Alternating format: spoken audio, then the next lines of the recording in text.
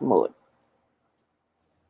So good afternoon, everyone. Thank you all so much for tuning in. Thank you all for tuning in. I know that it's Friday afternoon, and we would probably all prefer to be doing something else right now, getting out of the house, getting away from hunkering down and doing all of that other stuff. But we have to do what we have to do.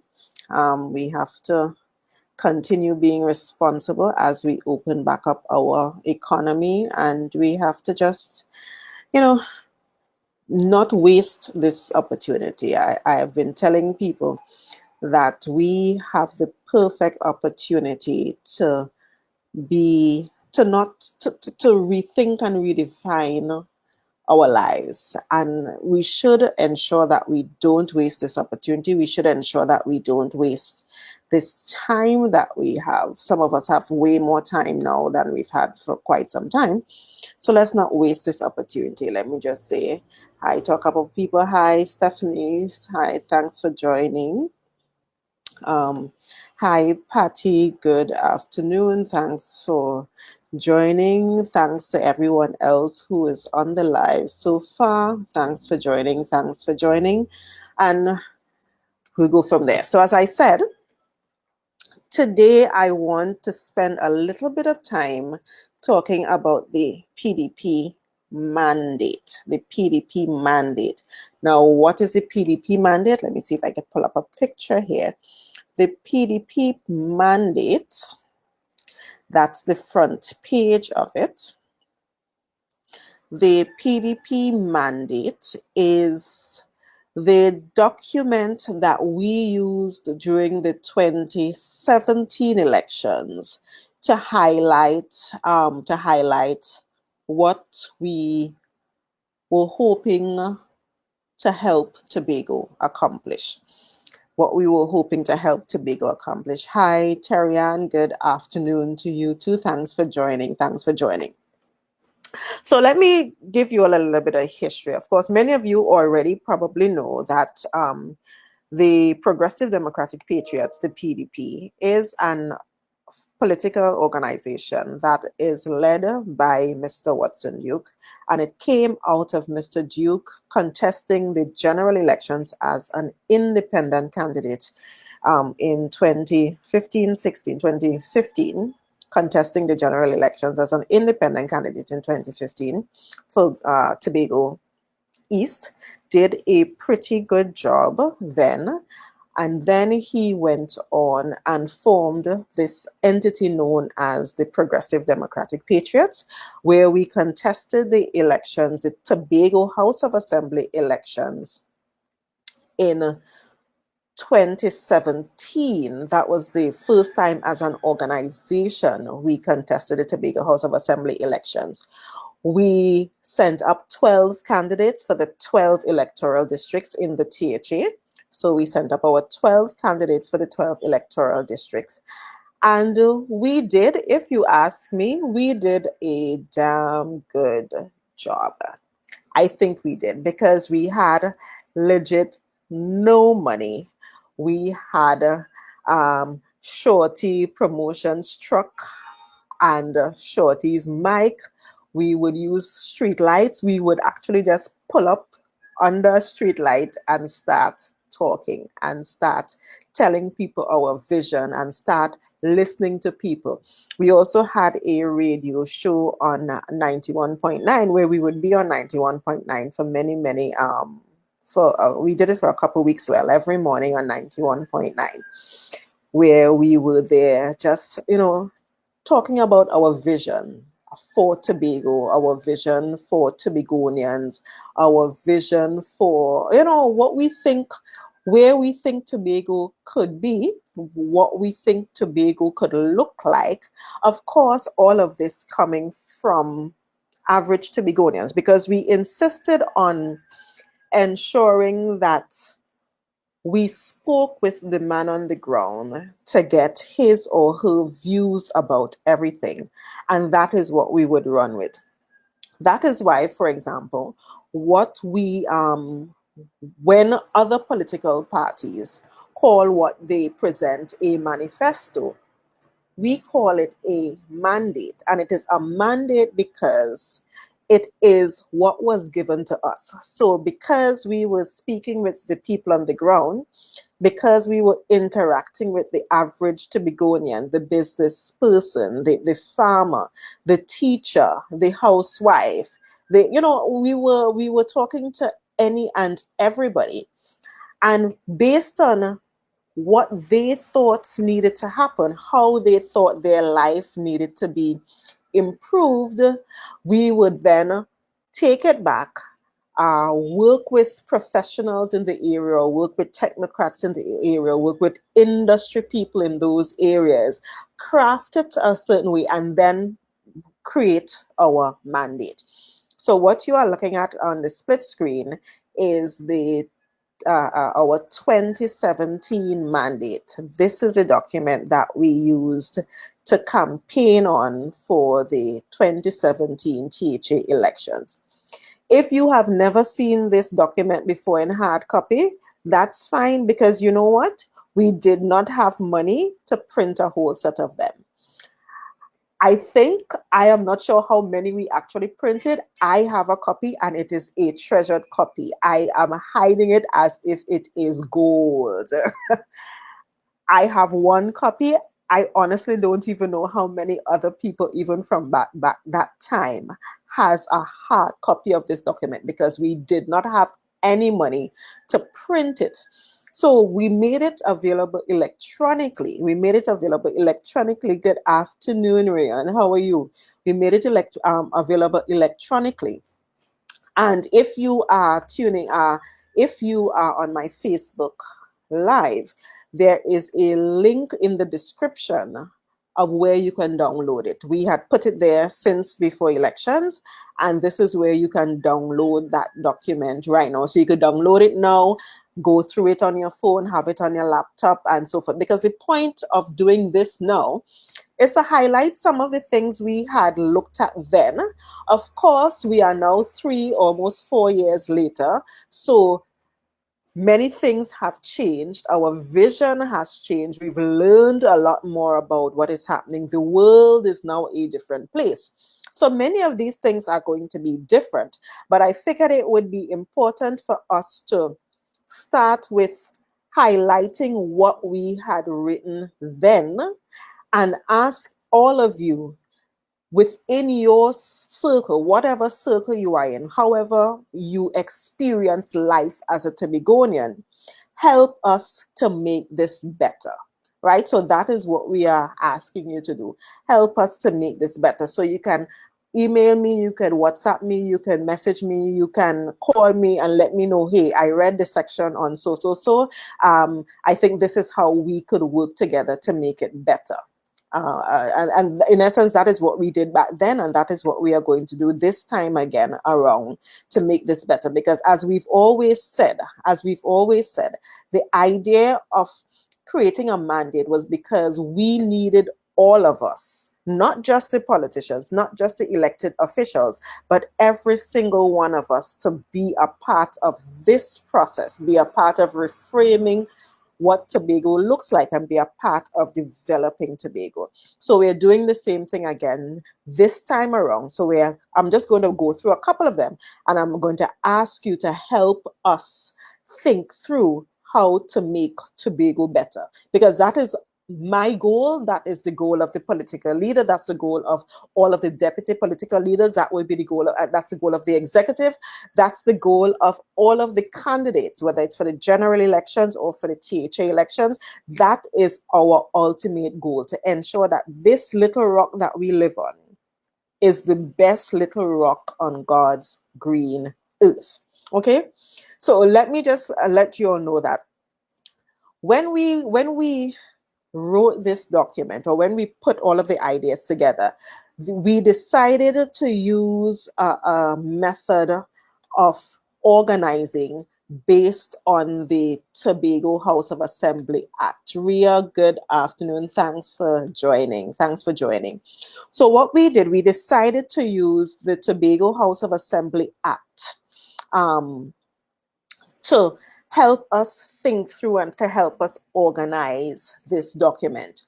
We may do that again now, or we may not, given that we are now in a space where we know for a fact that the act is deficient. We know for a fact that what the act offers Tobago is not what Tobago absolutely needs right now, and we need more. So we may reorganize it differently this time. We may reorganize it differently this time. But just so you know, we had organized it as it relates to the fifth schedule of the Tobago House of Assembly Act. That is how we grouped the different aspects of the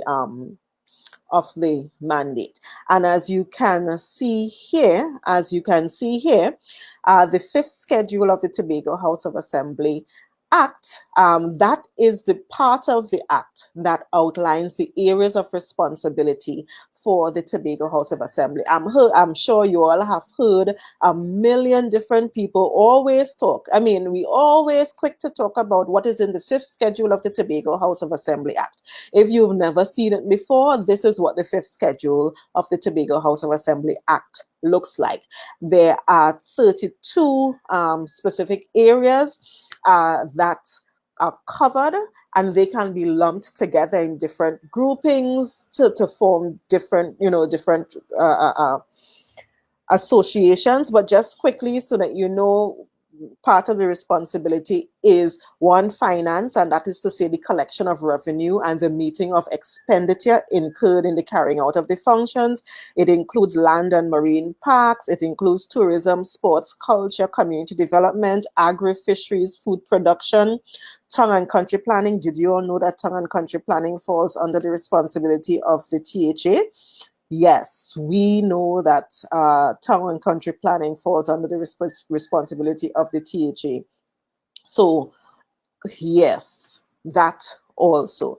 Highways and roads, the environment, customs and excise, licensing, health services, library, and so forth. I wanted to specifically talk about 16, infrastructure, because that is one that seems to always be an issue with us, particularly when it comes to our air and sea bridge. Number 16, infrastructure, including air and sea transportation, wharves and airports, and public utilities. And that's one of the reasons, for example, why we have always been pushing and saying, hey, when we are redoing the airport, like the new airport construction project, that is something that is the responsibility of the Tobago House of Assembly, even if it is a huge capital project that the central government needs to pump a lot of money into.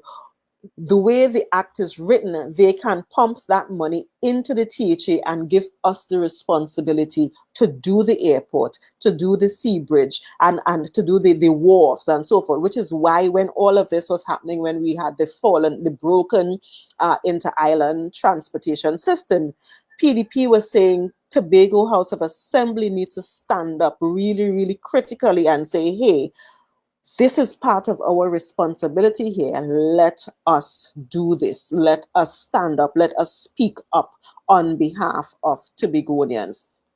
So again, I just wanted to stop a little bit so that to ensure that we see that there. Again, if you have never seen the Tobago House of Assembly Act, it is available online. Just search Tobago House of Assembly Act. It will take you to the Ministry of Legal Affairs website, and all of the acts pertaining to Trinidad and Tobago are on that website. You can pull up the THA Act. You can pull up any of the other acts.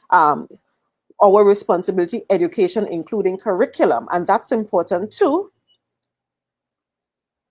That's important because remember, the PDP has always said that we need to take hold of our curriculum, and we even piloted a motion in the Tobago House of Assembly where we were asking them to let the Tobago House of Assembly really take control and ensure that we have Tobago-specific content, Tobago-specific history, Tobago-specific knowledge, Tobago-specific stuff in our curriculum, so that our children, when they grow up, they are fully aware that, hey, this is who Tobago is. This is where we came from. And because we understand where we came from, we know where we could go. issues like social welfare, marketing, housing, plant and animal quarantine. And then there's the 33, which is one of those, very open. If you've ever seen a contract, any employment contract or whatever, any such matters as the president may by order assign to the assembly. So if there's anything that is in the assembly is that the president may decide, this is a Tobago issue, you guys take responsibility for that. Technically, it can happen now just by an order of the assembly. Just to let you know also, there is also the 6th schedule, which talks about the things that the Tobago House of Assembly is not responsible for, but we are not going to focus on that right now. We are not going to focus on that right now. So again, these are the areas. And when we did our mandate, when we did the mandate for the 2017 elections, those were the groupings that we used to organize the document, to write the document, and to organize. I think that might be the best word. That is what we used to organize the document. So I am going to take you to a couple different areas. Let's see if this works. Sometimes with technology, the one time that you need it to work is the time that it doesn't. So let's see if this works here. I'm going to ask you to walk through some areas of the document with me. It is a pretty lengthy document because, as you see, we had 30-something areas to cover. And we wanted to ensure that we covered each area sufficiently. The writing isn't very difficult, so that is not something you need to be too worried about. The writing isn't very difficult. It's not difficult to read the document, but it is something that it takes a little bit of effort to go through and to read through each section, and we could do it easily, we could do it quickly, and so I'm going to walk you through the document.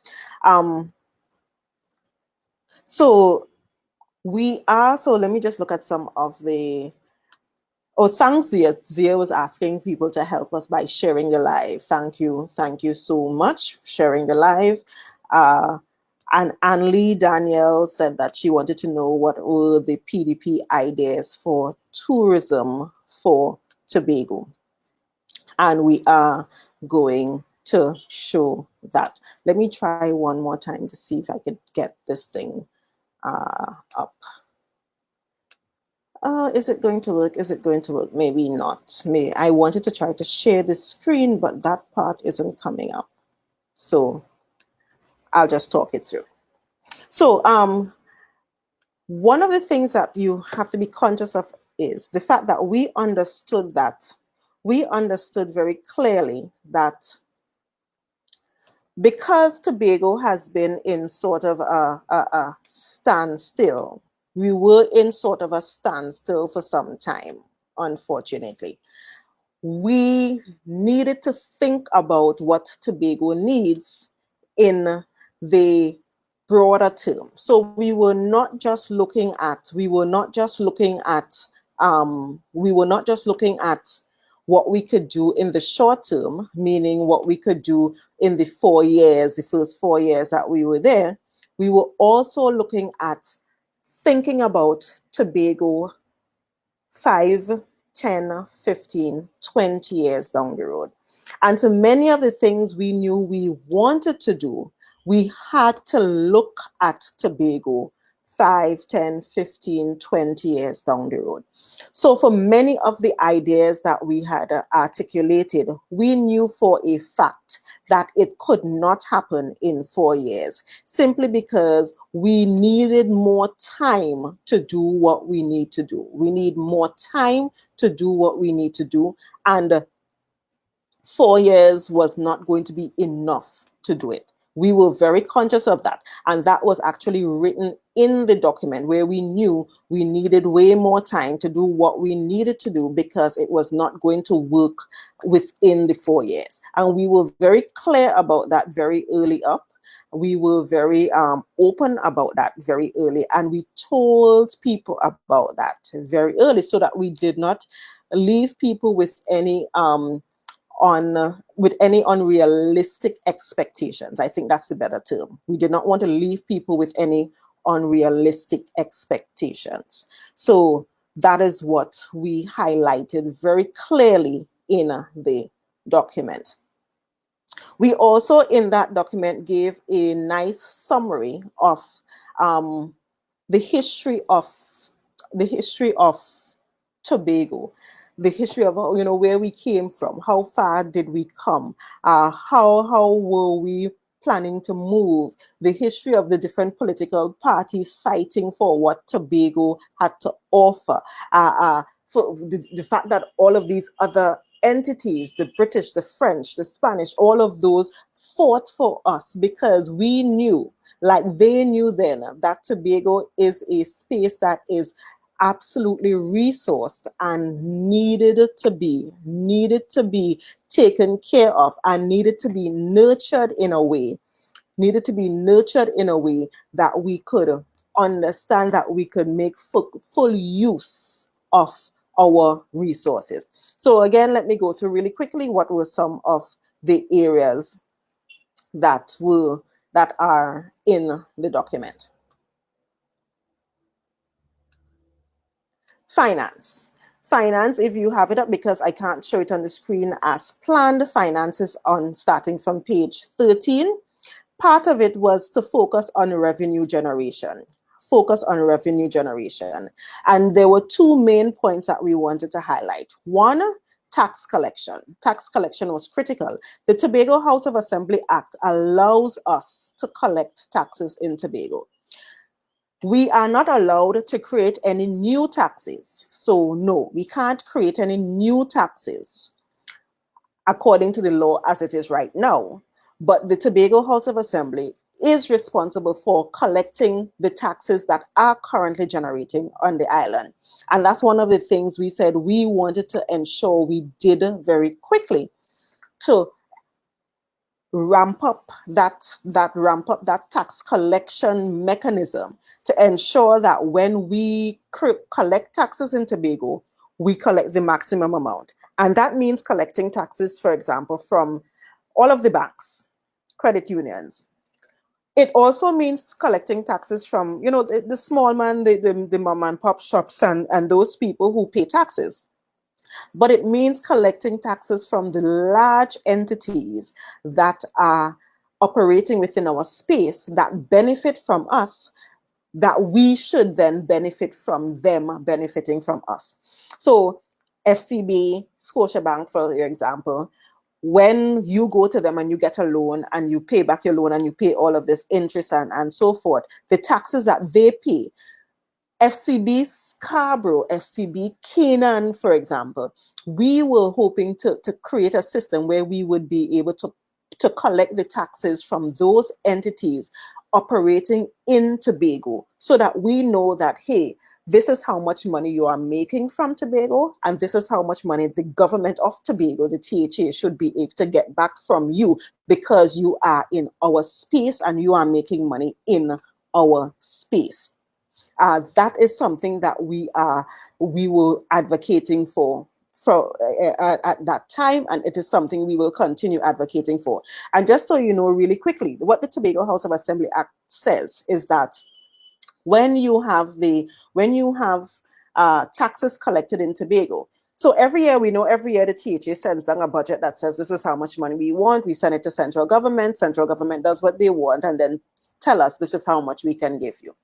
If we were actually collecting all of the tax that we can collect here, the law says currently that we could use that money for our expenses. Of course, you have to collect it properly, account for it properly, and all of those things. So those are given. Those things are given, but you should you should be able to use it for our expenses. If the expenses are, if what we collect, as in the tax collection, is more than what we had asked for in the budget, what the law currently says is that you would take that money, take what we need in terms of what our budget says we need, and whatever is the excess, we will divide it 50-50, keep half of it in Tobago and send the other half to the central government. So that is what is currently written in the law, and that is what is we could do if we really had a tax collection system here that would collect all of the taxes that are made in Tobago. So that is important. That is important.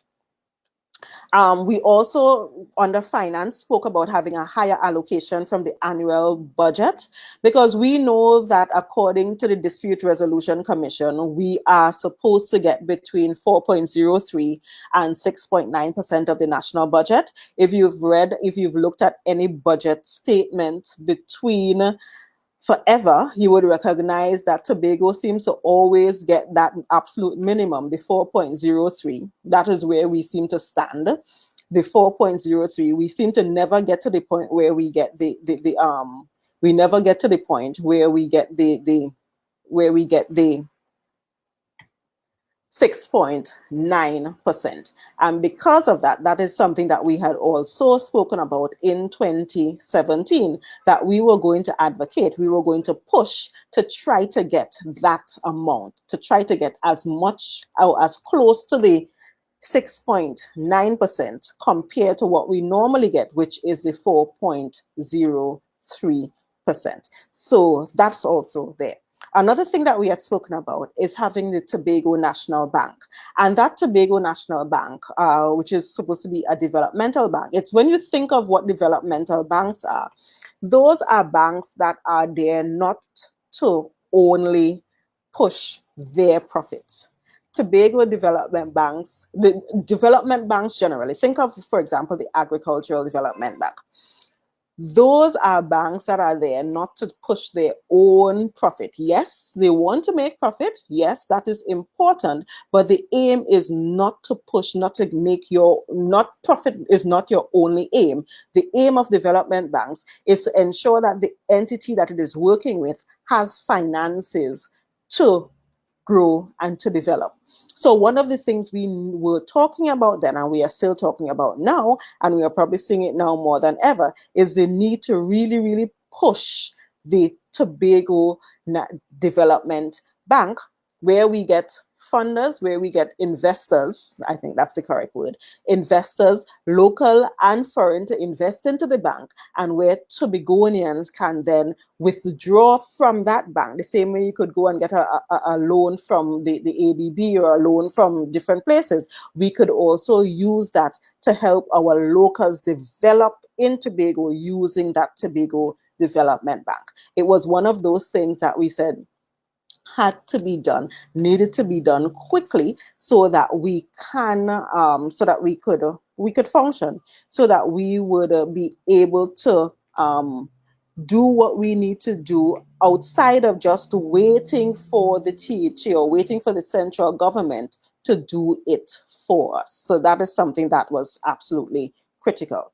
So those were three of the main areas under finance that we had spoken about, that I believe, and I think my colleagues would agree, are still absolutely important for us to focus on now. We may need to rethink it a little bit. We may need to reword it a little bit, but those things are still critical. Those things are still really important. As it relates to land and marine parks, which is another area under the fifth schedule, the area was to focus on designation and preservation of parks, because Tobago is one of those areas where we are blessed with natural resources.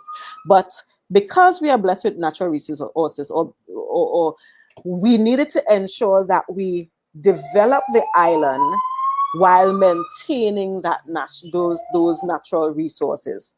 So some of the things that we spoke about doing is, for example, establish a land and marine parks. And I'm just reading directly. Seek to designate major reef gardens or sites as marine parks, similar to how the Bucca Reef and adjacent areas have been designated as restricted under the Marine Areas Preservation and Enhancement Act of 1973. For example, we would have focused on Speyside Reef as one of those areas that is designated as a special reserve. Now, when it is designated as a special reserve, it means then you can then control the activities, you can limit who, what, where, when, and why, and those things when we have that kind of special designation of those areas. We also talked about the Little Tobago project. We all know Little Tobago, and ensuring that it was really, really developed as a tourism site. Currently, it is just there. Currently, the people in the area, they get on their boats and they go and they spend time there and so forth. But that is an area where we could have really, really developed. And we spoke about exploring the feasibility of establishing a marine lake, a dive complex, and a seabird lab in that area. So those are things we were looking at as part of the Little Tobago project. And it included, other areas like that we had spoken about to specifically spend some time on developing. Because as you recognize, one of the things we've had to deal with, or one of the facts that we've had to deal with in Tobago, is the fact that tourists are no longer just interested in sand, sea, and sun. There is sand, sea, and sun everywhere. There is sand, sea, and sun everywhere. So we needed something to stand out from the rest.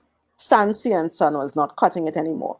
So developing our natural resources, ensuring that there was holistic development, that there was sustainable development, to ensure that all of those things were part of how we develop, we would then have a tourism product that would cause people to come and listen, come and view, come and participate, come and be a part of, because it is not just sand, sea, and sun. As it relates to tourism, again, we wanted to focus on developing our infrastructure, the tourist infrastructure, which included, of course, having hotels and having guest houses and having those things, but not in the way that has been proposed, not in the Sandals way where they're coming and basically take an entire area and prevent the rest of the island from developing with it. What we are hoping to do is to use community development and have community niche development happening, so that you already see it. Castara is a perfect example. You already see it in Castara, where when you go to Castara, you know what you're getting. So Castara gives you a particular kind of tourism. We're also seeing it down on the Crown Point area, where if you are staying in Crown Point, it's really because you're staying in almost like a strip, a party area, where we have the bars and the food outlets and that kind of thing. If you are into that thing, that kind of entertainment, that kind of nightlife, then you stay in Crown Point. But if you want the rustic nature and that kind of thing, you go to Castara.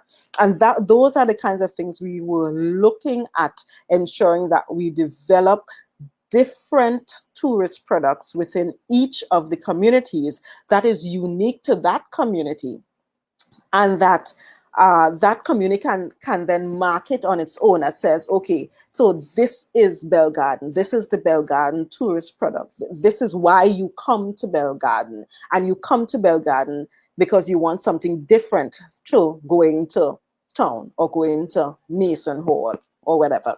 Those are the things. So we had outlined several things that we were looking at: building a water amusement park, turning a waterfall into a resort, looking at the Bucca Beach area and having the boardwalk and having, different ideas, floating restaurants, and, there were all of these things that are ideas that could be explored.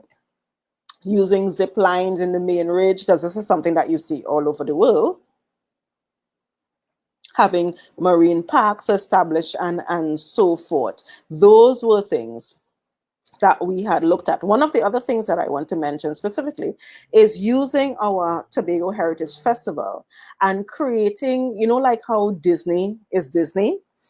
Disney is there year round, and you can go to Disney and experience Mickey Mouse and Minnie Mouse and those things year round. Creating something like that for Tobago, surrounding the Tobago Heritage Festival. So it is like a theme park, a heritage theme park. So no matter when you come, whether it's a cruise ship season or otherwise, you can go to this heritage theme park and experience what we call the Tobago Heritage Festival year round.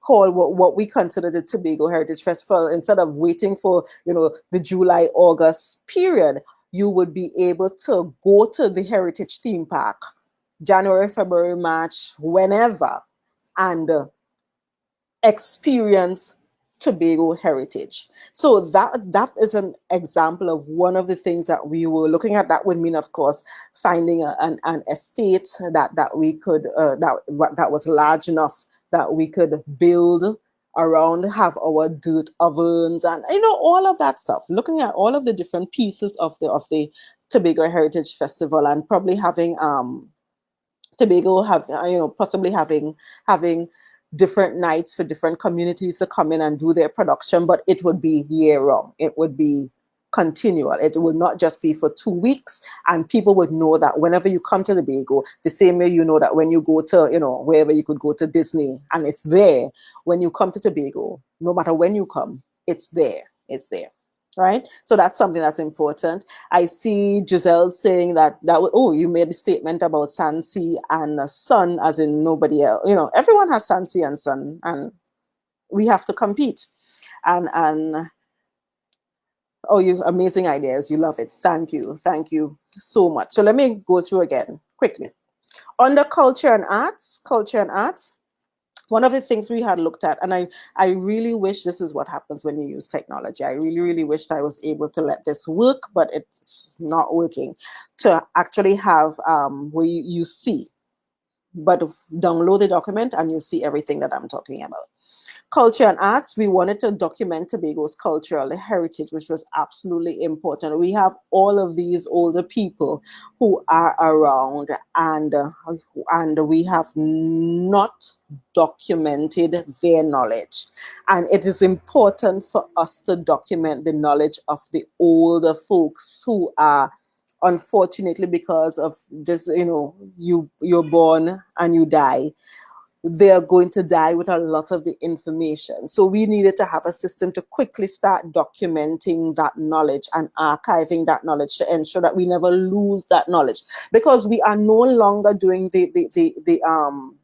we are no longer doing the storytelling the way we used to. We are no longer passing our history down orally the way we used to. So we have to do something to document it. And that was one of the things we were doing. We were planning to do and had proposed to do, documenting Tobago's cultural heritage. Another one was having our ethno-linguistics documented, our language, Tobago language. Every tourist who comes to Tobago should be able to buy books in the Tobago dialect, dictionaries in the Tobago dialect, and so forth. We need to capitalize on this. So we needed to actually codify. We needed to have ethno-linguists, people come in and say, yes, when Tobagonians say are we, how do you spell are we? So that we have a common way of writing it, a common way of saying it, a common way of thing, but it is ours, and we needed to do that. Those were some of the things we had planned as it relates to culture, as it relates to our art. It also included looking at our film industry and ensuring that we incorporate our culture, the Heritage Festival, the Carnival, the everything else that we're doing, and putting it on film to preserve it, but also putting it on film to to ensure that we can monetize it way beyond people just coming and experiencing it for themselves. Community development is one of the areas, and one of the things I wanted to touch on with community development is we wanted to do what is known as community funding, and that's important because what we currently have in the Tobago House of Assembly is a situation where we have area representatives. So we have 12 electoral districts. And we have area representatives for all of the electoral districts. But there is no funding within the THA anywhere for electoral districts. We don't. So if, for example, Assemblyman Farley Augustine wants to fix a road in his Speyside, Assemblyman Farley has to then go to the Division of Works, or whatever it's called, or Infrastructure and Environment, or whatever it is now, and in essence, beg the secretary to say, hey, my road needs to be fixed. I need money to do it. Or anything, any other little thing. What the PDP had proposed is having community funding. So we have a budgetary policy that says each community, each village, let's say, would have, whatever is the figure, $1 million every year to spend. And the community council, whatever that means, and I remember I didn't specifically say village council, we are talking about the entity within the community that can work with the area representative to identify the priorities for that village and execute it. The money would be there to do it. So you don't have to go beg anybody or any of the other divisions for money to do what your community needs. That's something that is absolutely critical. And that is something that we would definitely do because it allows the communities to then decide for themselves what is my priority, what do I want to do, and be able to do it without the bureaucracy of having to wait for a division to do it.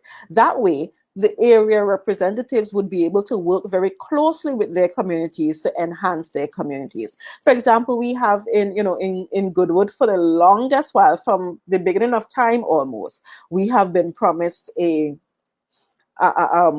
pavilion for the field in Goodwood, a pavilion with decent toilet facilities and changing facilities and those things. And we've never been able to get it. Now, with community funding, if Goodwood decides that this one year, what we are going to use is take our $1 million or how much ever it is and do our pavilion for our field, you would do that.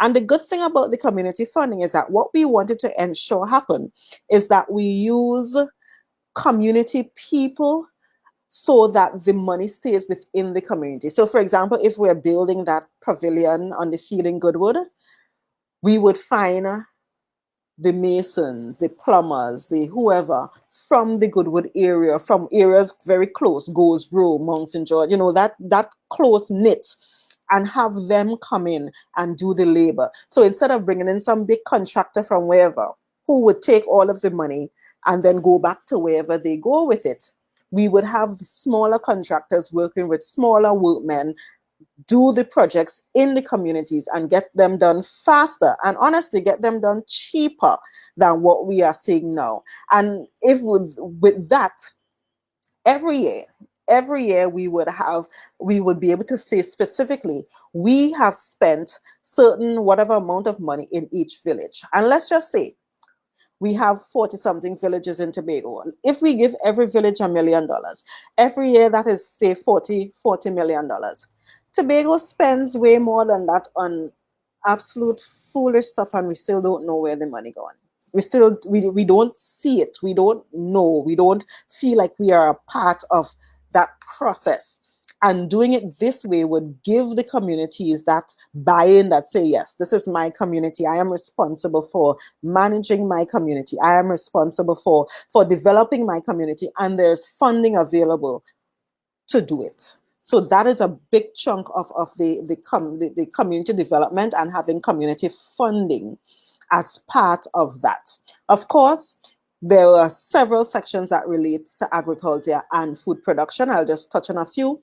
We spoke about having mega farms, and mega farms meaning huge farms, but not necessarily huge farms the way we traditionally think about it. What we currently have in Tobago is several different farmers doing their own thing. So at one point, we would have 20 farmers all trying to sell corn on the highway. And when all of that corn is done, a week later, you can't find any corn in Tobago because all of the farmers that sold corn, that grew corn, sold them all within the 1 week. When we talk about mega farms, what we are talking about is having clusters of farmers doing groupings of crops on a cyclical cycle, on a cyclical mechanism. So we know that we have these 20 farmers. These 20 farmers focus on corn. With those 20 farms focusing on corn, we know that they do it in a rotation. So we know that we will have corn every month of the year. And because we know we have these 20 farmers focusing on corn and doing it in a rotation, we now can say to the market, Tobago can produce 1,000 tons of corn or whatever. And this is the price we can sell it for, because we now have consistency. We now know when it's going to be available. We now know how it is going to be available. And we have worked out all of those things. So each farmer could still be on their acre, 2 acres, 3 acres, 10 acres. But we know that these 10 farmers, these 20 farmers, are collectively doing what we call mega farming, even though they may not all be at the same place at the same time on the same physical farm doing it.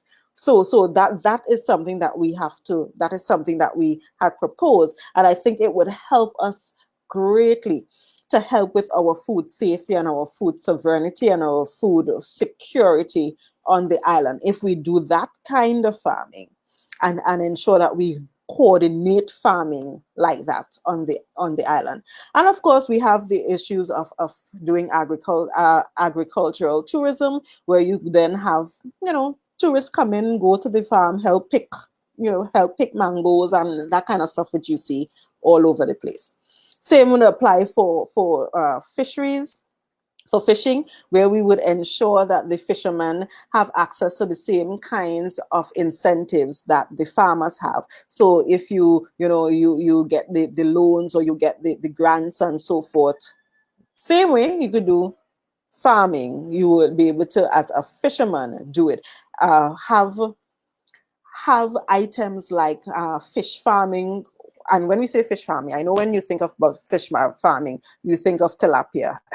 But no, there are different ways of doing fish farming. And you could actually do fish farming even within the ocean. So it is still farming of fish, but it is still in the sea and not necessarily in a pond or in a little backyard. Anything we could develop that kind of thing. We could develop that kind of fishing industry where we have that kind of fish production happening.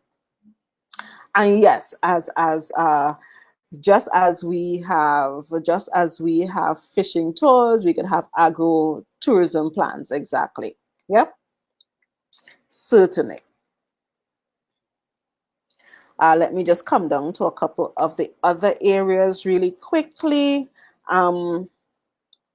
Infrastructure. One of the things we spoke about very earlier, and we are holding firm to this. Now, of course, the location, we may have to rethink the location based on what the experts in the area say. But Tobago needs to have our own container and deep water harbor space, so that large vessels can drop goods in Tobago for Tobagonians. What currently happens, now that would require some of the laws changing and that kind of stuff too, which we'll work on it. But what currently happens is if you ship anything to Trinidad and Tobago and you are from Tobago, the ship that is bringing it passes right in front of our sea and takes it down to Trinidad, to Port of Spain and Point Lisas and wherever.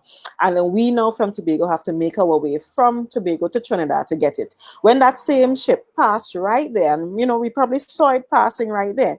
So we need to have a transport hub. We need to have a deep water, a container hub where we could have those kinds of containers dropped off in Tobago for us in Tobago. Talked about it being possibly in Roxborough, possibly in Studley Park, possibly, right the same place where they did the Barbados Bay, where they have the thing coming in now, and expanding that so that it is better, or it is greater. The level of stuff that can come in and leave there is greater, instead of us having to rely on stuff going to Trinidad and coming back from Trinidad and that kind of stuff, which we all know. If you are a business person, that whole thing about going to Trinidad to pick up your goods is the worst headache ever. And it's one of the reasons why stuff in Tobago is so much more expensive than Trinidad, because you have to take into consideration the cost, the time, the effort to leave Tobago, go to Trinidad, go down to Point Lisas and so forth. Yes, Megan, a cargo port. Yes, thank you so much. I couldn't find the words. Thank you so very much. Thank you much for that.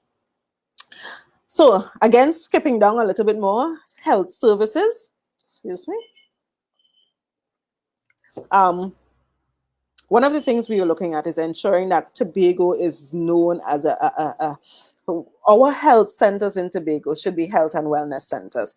This thing where we have 20 something health centers and they are closed half of the time, more than half of the time they are closed.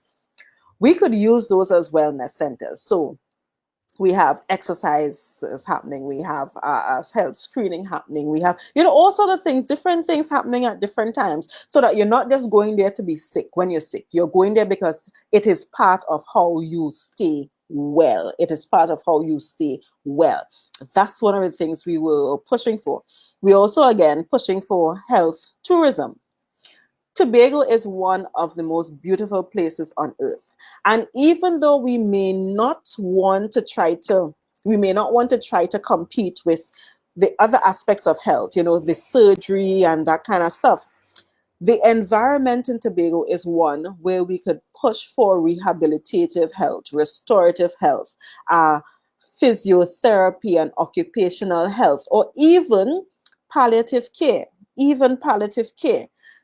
So you went somewhere else, you got your surgery, you whatever, but you want to get better, you want to recuperate. We could provide that kind of service here for you, where you come to absolute wonderful, amazing rehab center that is nestled in the mountains somewhere, so that when you get up, all you hear are birds and you hear the rustling of the wind, and you look down and you see the ocean, and part of your therapy is going down to the ocean, and that kind of stuff.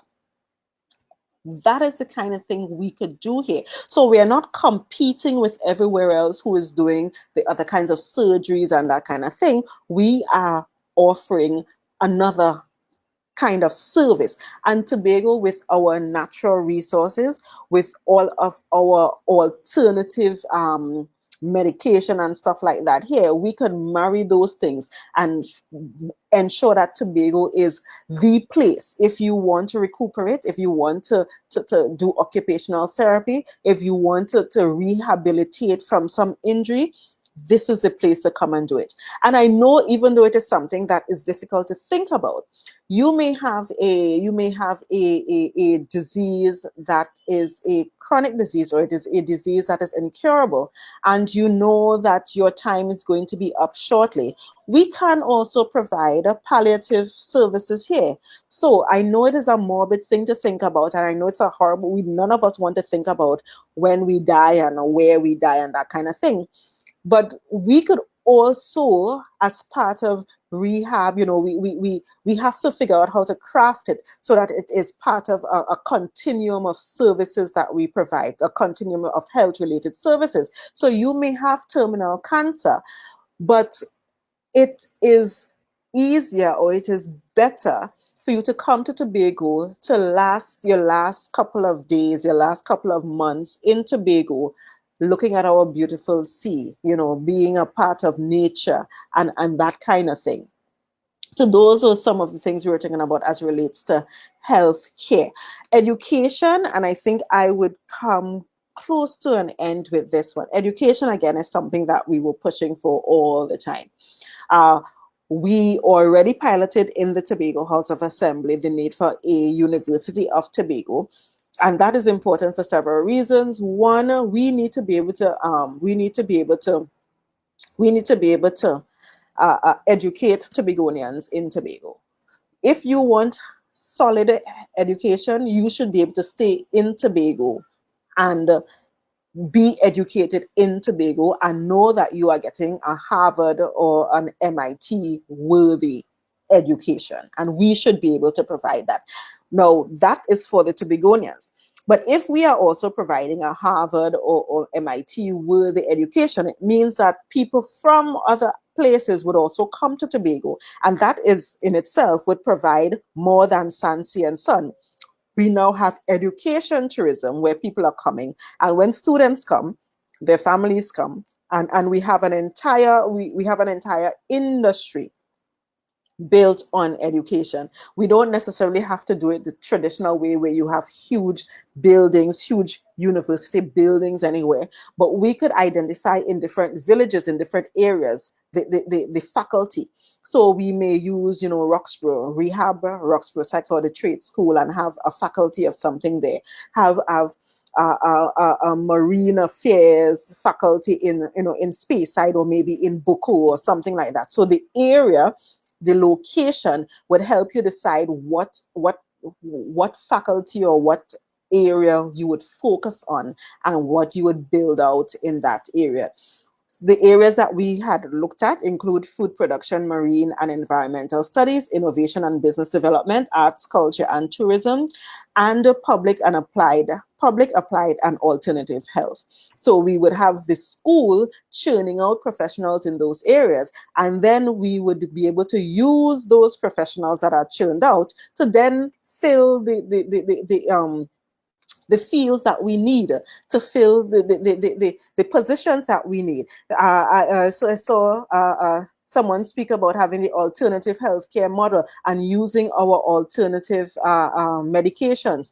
Having this university would be a perfect place to bring in our fever grass bush and our zebra pip and our all of those things and do the research on them. They really find out how much of the different chemicals are in these things, and then we could package them. Then we could really sell our natural remedies, because we have gone through the research, we have gone through figuring out what they are and how they work, so we know how much of it to use, and whether it means putting it into powder form or caplet form or whatever it is.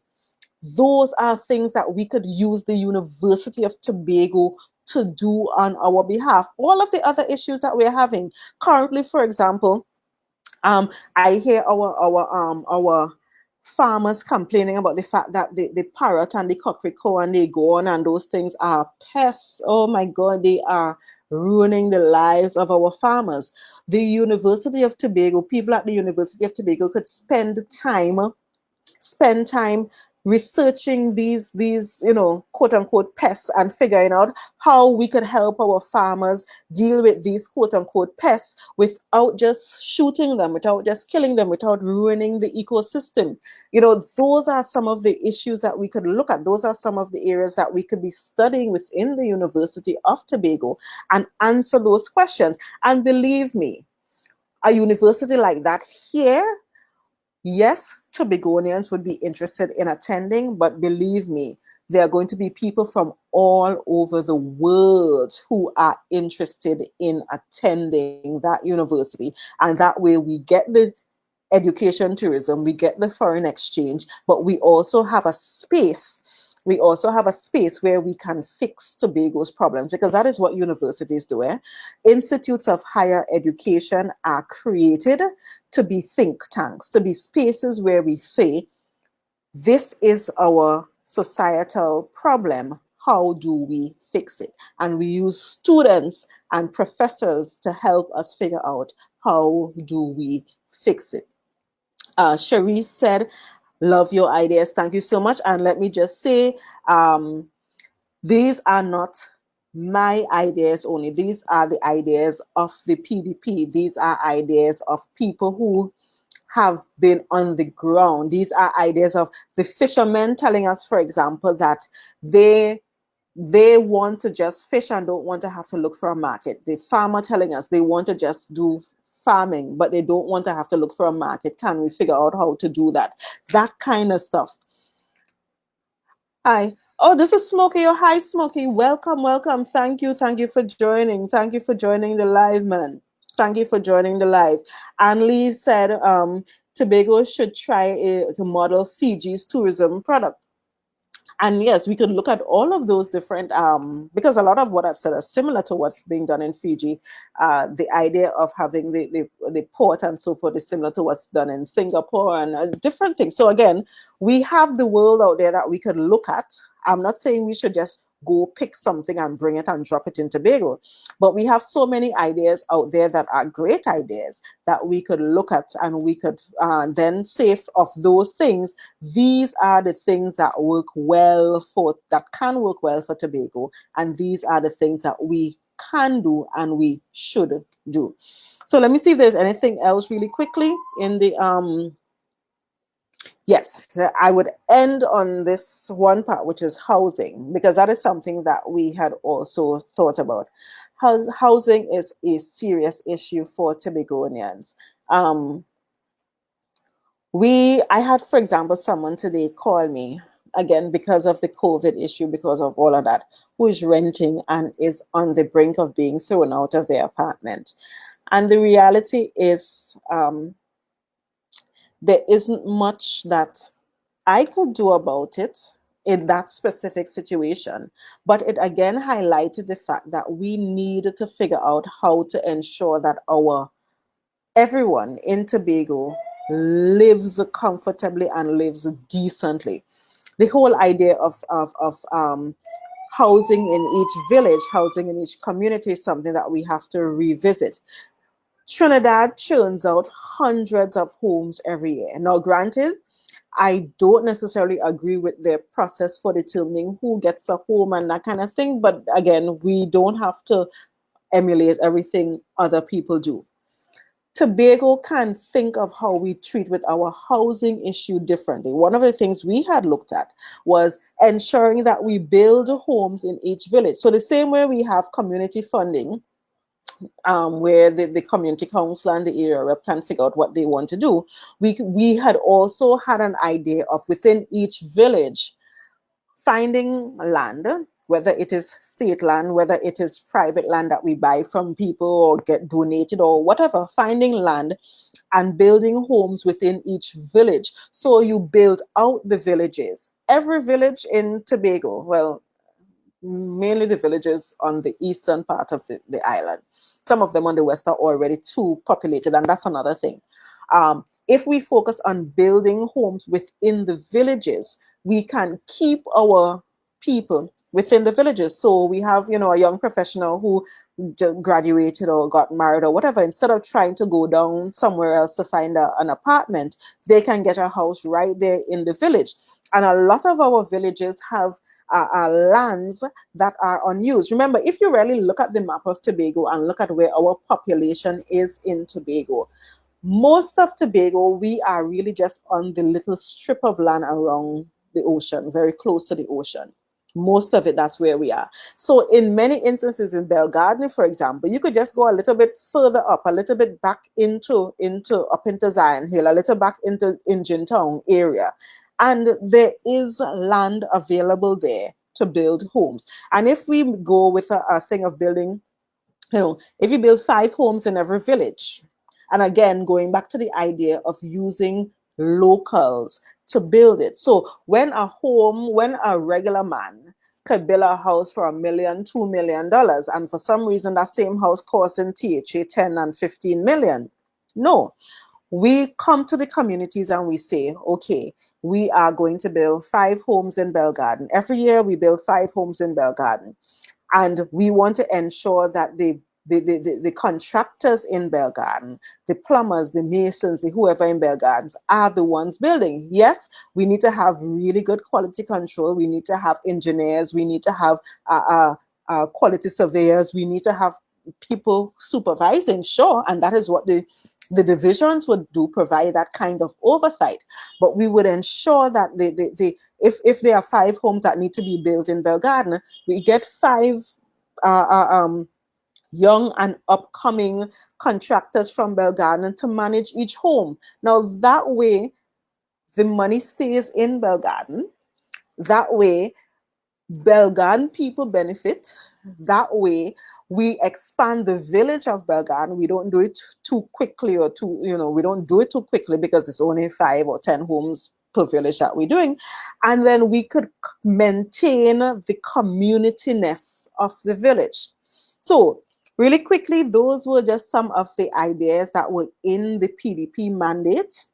Again, as I said before, the mandate is available in the link that is on the that accompanied this video. If you click on that link, it will take you to a Google Docs, I think, and you'll be able to download it. If not, you could message me.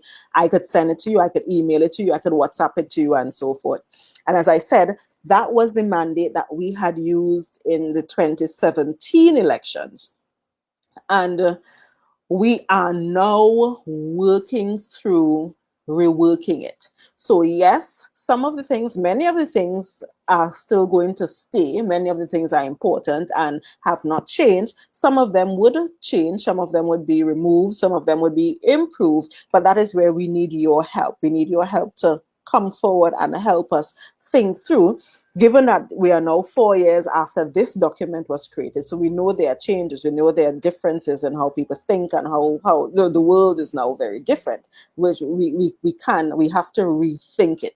So again, thank you all so much for, thank you again for joining the live. Thank you for sharing the live. Even if you are just jumping in, please keep watching. Please start over from the beginning. Please share the live again, because again, this is how the PDP has been functioning. This is how we're working. It is participatory democracy. We are trying to get the word out. We are trying to have you be a part of this, because there is no point in me trying to do it all by myself. Tobago has to come on board to help rescue Tobago. Tobago has to come on board to be a part of the development of Tobago, because that is absolutely what we need. Well, just so you know, again, because I'm vain, I actually have on my PDP jersey, which I haven't worn in ages, just because, well, I'm doing a PDP live. I'm doing a live where we speak about our mandate. So anyway, thank you all so much. Thank you all so much for tuning in. Thank you for sharing. If you have any questions, message me, call me, or whatever, and we go from there. All right. Thank you so much. Have a blessed day, have a blessed evening, and have a safe weekend. Again, stay safe, keep washing your hands, keep following the guidelines. As much as we think God is a Trinity, I ain't so sure. So we still need to be careful, and let's do this together. All right. Thank you so much. Bye.